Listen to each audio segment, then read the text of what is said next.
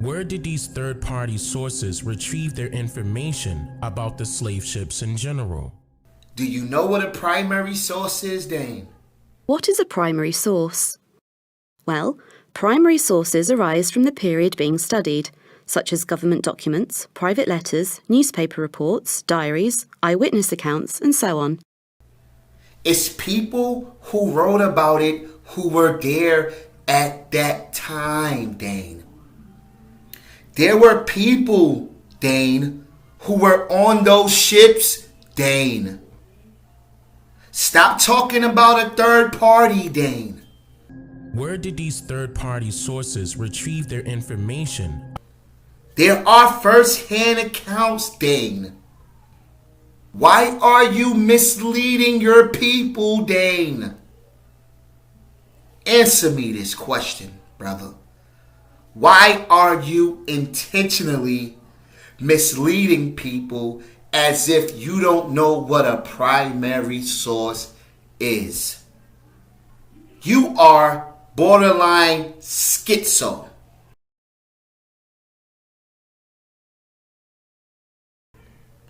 And I'm not attacking another black man.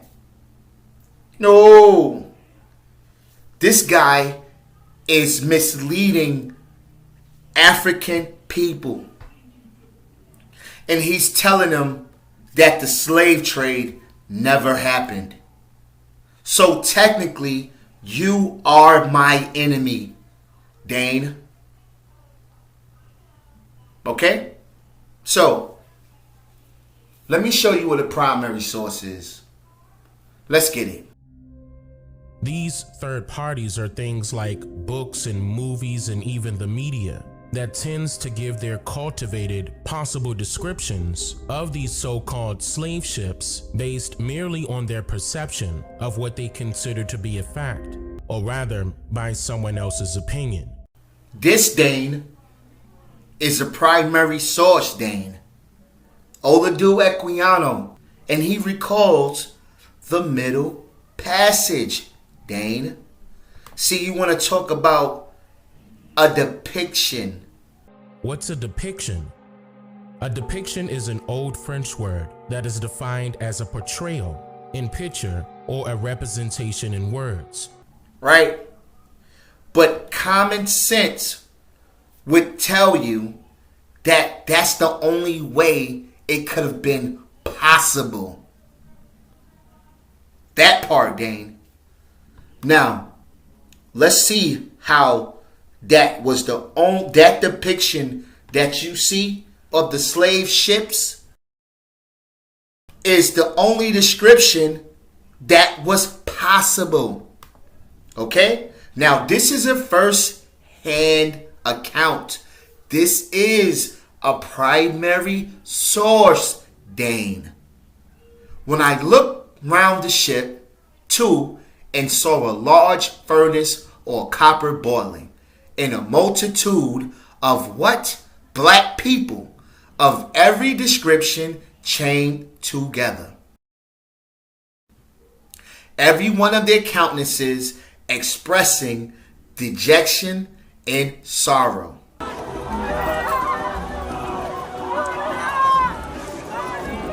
I no longer doubted on my faith, and quite overpowered with horror and anguish, I fell motionless on the deck and fainted. When I recovered a little, I found some black people about me, who I believe were some of those who brought me on board, and had been receiving their pay. They had to talk to me in order to cheer me up, but all in vain. I asked them if we were not to be eating by those white men with horrible looks, red faces, and loose hair. Okay? Because, as you know, Africans participated in the damn slave trade. Now, I want to talk about that part because everybody want to say, well, African soya, right? Does that mean that we are not Africans? Europeans do foul shit to Europeans. More than 4 million men, women, and children were scientifically murdered by gassing. Right? Even if you look in America today, right? Black people still do black people wrong. Get your hand out of my pocket! Get your hand out of my pocket, nigga! Get your hands out of my pocket! Brother, please hold. We kill each other, we sell each other. It's still the same thing. It's nothing new under the sun. But does that mean that I am not an African based on the way we treat ourselves? That's like saying this, right? There are some animals in this world that they eat each other. They are cannibals. Right?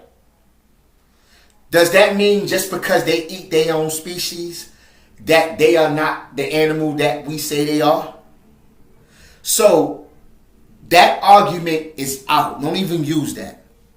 Well, Africans, they so Africans, and what does that prove?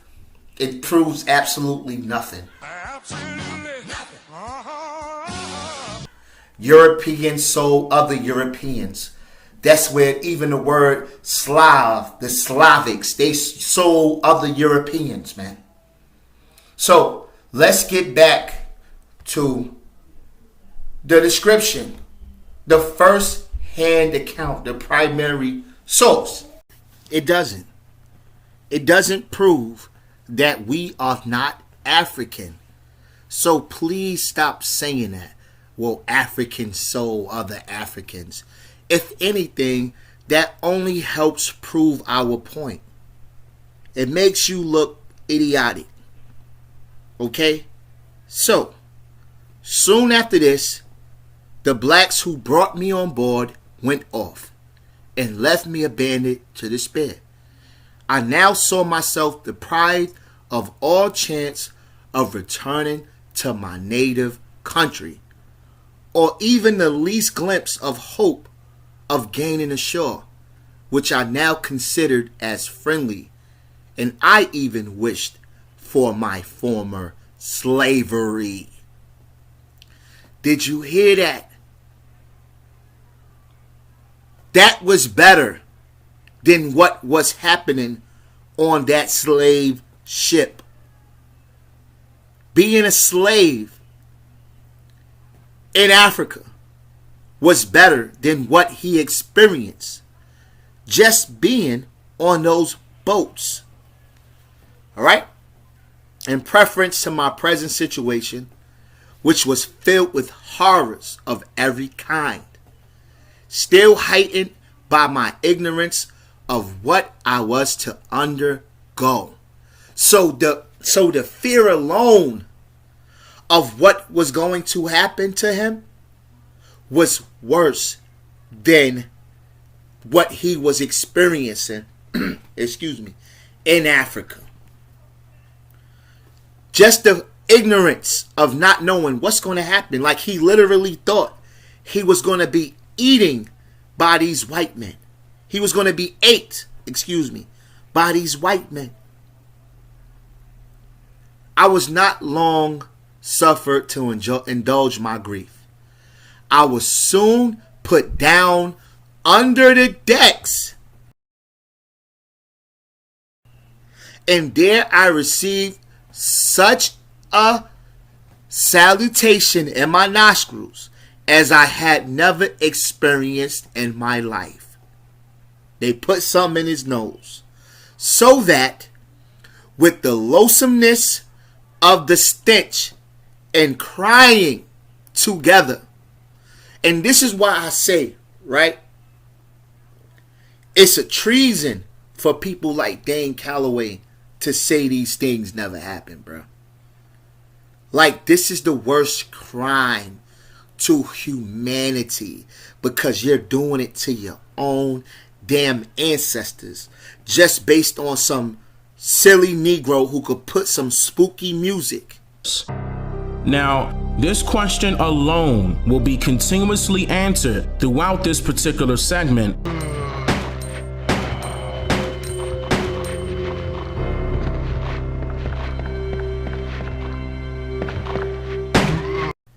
And fool you and ask a whole bunch of questions that would make you deny everything that your ancestors went through for you to be here today. I became so sick and low that I was not able to eat, nor had I the least desire to taste anything. I now wish for the last friend, death, to relieve me. But soon to my grief, two of the white men offered me eatables. And on my refusing to eat, one of them held me fast by the hands and laid me across, I think, the windlass, and tied my feet while the other flogged me severely.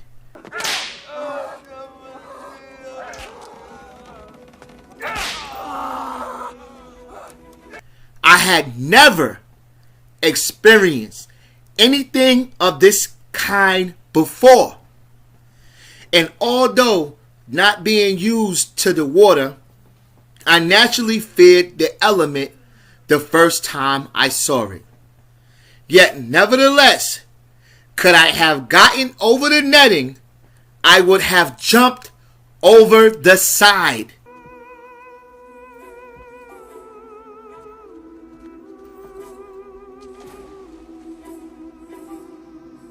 But I could not. Oladu Equiano was an Igbo. These are the people that I descend from. It's freedom or death. Why? So you could just lock me up? Nah. Just bury me in the ocean with my ancestors that jumped from the ships. Because they knew death was better than bondage. Do you hear me? This is a primary account that if he could have got over the nettings, he would have jumped over the side. But I could not. And besides, the crew used to watch us very closely who were not chained down to the decks, lest we should leap into the water. And I have seen some of these poor African prisoners most severely cut for attempting to do so. They were whipped, hourly whipped for not eating. This indeed was often the case with myself. This is a primary source, Dane. This is not a third-party account. Where did these third-party sources retrieve their information? In a little time after, amongst the poor men chained, I found some of my own nation, which in a small degree gave ease to my mind. I inquired of these what was to be done with us. They gave me to understand that we were to be carried to these white people's country to work for them. I then was a little revived and thought, if it were no worse than working, my situation was not so desperate. But still I feared I should be put to death. The white people looked and acted as I thought, in so savage a manner, for I had never seen among any people such instances of brutal cruelty.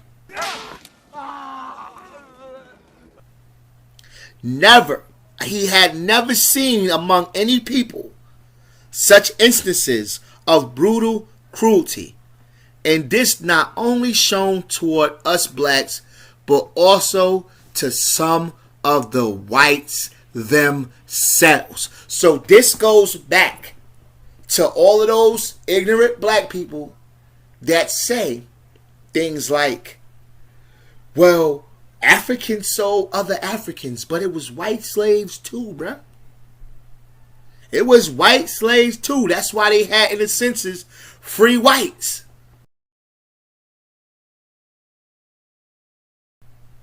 You think we don't know about that part, huh, bruh?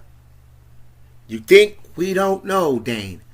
This is a primary source. Do you see this video? It's no spooky music playing. Now, this question alone will be continuously answered throughout this particular segment. It's no propaganda with an agenda. It's references, primary sources. Do you understand me? So, let's see what the ships were like. All right. I could not help expressing my fears and apprehensions to some of my countrymen.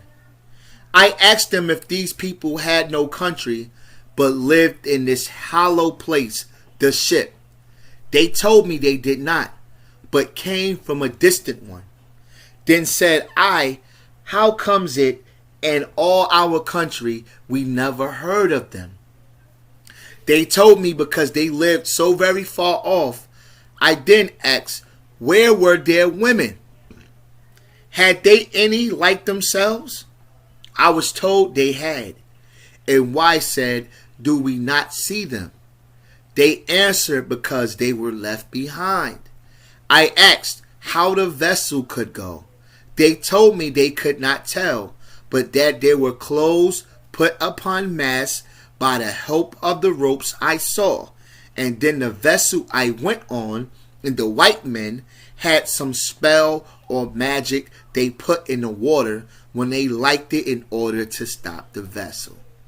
But that would just be what you would call the anchor.